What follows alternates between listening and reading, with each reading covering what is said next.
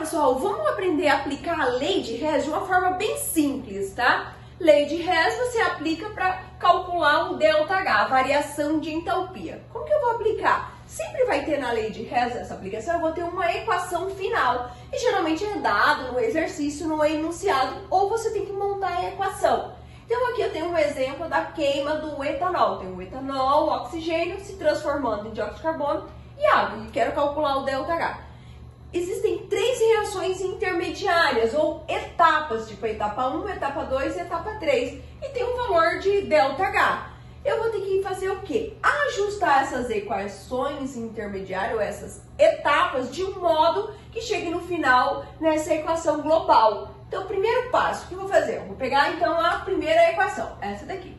Eu vou analisar os reagentes e produtos que estão do mesmo lado, conforme a equação final. Tem carbono grafite? Não tem na final. Oxigênio gasoso? Tem na final? Tem. Está do mesmo lado dos reagentes? Está. Então, permanece aqui. Dióxido de carbono está do mesmo lado dos produtos, conforme a equação final? Está. Então, está correto essa parte. Agora eu vou olhar o coeficiente estequiométrico, a quantidade. Equação final, ó. Quanto que eu tenho de dióxido de carbono na equação final? 2 mol. Na equação intermediária, então, nessa equação, ela tem quantos mol aqui? Quando não aparece, é como se fosse 1. Então, o que eu vou fazer? Eu vou ter que multiplicar os coeficientes por 2 para ficar igual ao da equação final. Quando eu multiplico os coeficientes, eu tenho que multiplicar esse, eu tenho que multiplicar esse e incluindo o ΔH, que é o principal. Então, eu tenho assim, ó.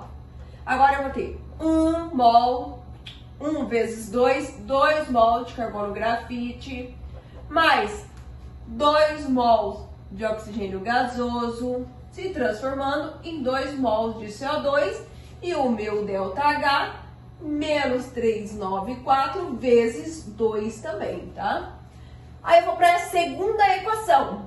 Vou analisar a segunda. O H2, tem H2 aqui? Não tem H2. Oxigênio gasoso está do mesmo lado? Está do mesmo lado, então permanece do mesmo lado. Hidrogênio, molécula de água, está do mesmo lado dos produtos, conforme a equação final? Está. O coeficiente é o mesmo valor? Não é o mesmo valor. Na equação final, são exatamente 3 mols. Como aqui é só 1, eu vou ter que multiplicar a equação inteira por 3 vezes 3. Só que quando eu multiplico todos os coeficientes. Então, ó, vou reescrever a equação multiplicando. 1 vezes 3...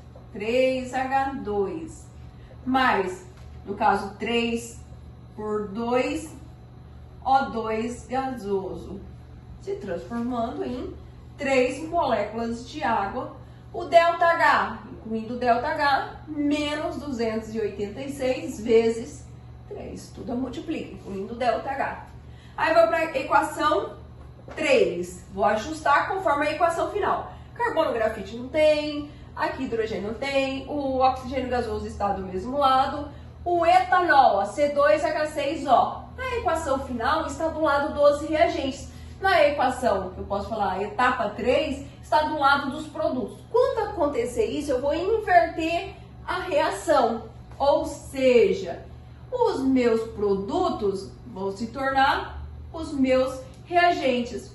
Os meus reagentes vão se tornar os meus produtos. Quando eu fizer a inversão dos reagentes e produtos, o valor aqui que é negativo se torna um valor positivo. Toda vez que eu ocorrer a inversão. Então, eu vou reescrever lá, ó. Produtos se tornam reagentes,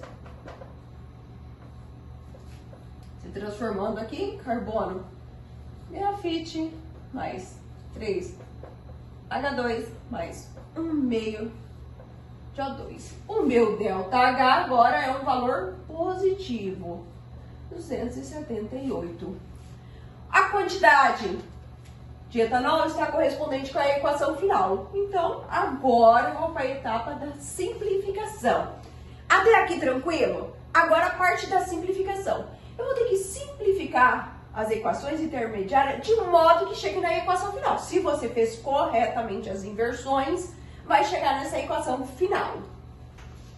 Então, vamos lá agora para a simplificação. Então, vou analisar o que, ó. Eu tenho carbono grafite aqui, eu vou olhar do lado dos produtos. Em qualquer equação aqui se apresenta também 2 mols de carbono grafite. Eu venho aqui, ó, tá vendo? Carbono grafite, carbono grafite. Então, simplifica, simplifica. Ou corta, corta. Aí eu vou olhar, vamos supor, o oxigênio gasoso. Tá vendo que o oxigênio aqui, ó, tem 2 mol aqui. Aqui eu tenho como se fosse, então, 1,5 mols.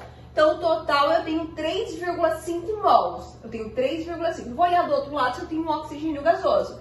Tá vendo que eu tenho meio aqui, ó, 1 meio, que é igual a 0,5 mols. Então, eu vou subtrair o valor maior aqui de 3,5 menos 0,5. Vai sobrar exatamente 3 mols de O2, tá? Vai sobrar exatamente 3 mols de O2. Aí, olha o dióxido de carbono aqui. Dióxido de carbono, óleo do lado de cá. Então, você tem dióxido de carbono para simplificar? Não tem. Hidrogênio gasoso. 3 mols de hidrogênio gasoso. Do outro lado, tem 3 mols de oxigênio gasoso. Simplifica? Simplifica. Aí, olha aqui. Água. 3 mols de água. Não tem do outro lado. O que sobraram aqui, então, eu vou abaixar. Então, eu venho assim, ó. C2H6O. Aí sobraram, lembra que sobraram 3 mols de O2, se transformando em 2 mols de CO2 mais 3 mols de H2O. Bateu com a equação final? Bateu com a equação final. Então significa que eu fiz as inversões corretamente. Então agora o meu ΔH, só vou somar, tá? Então eu tenho menos 788, menos 858 e mais os 278.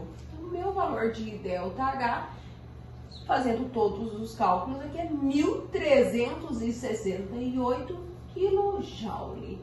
Aí essa é a equação final. Se o ΔH é negativo, ela é exotérmica. Conseguiram entender, gente? Passo a passo? Curte aí meu canal e segue, coloca aí nos comentários, manda mais uma equação aí pra gente fazer, tá? Que aplica aí a lei de Hess. E tchau!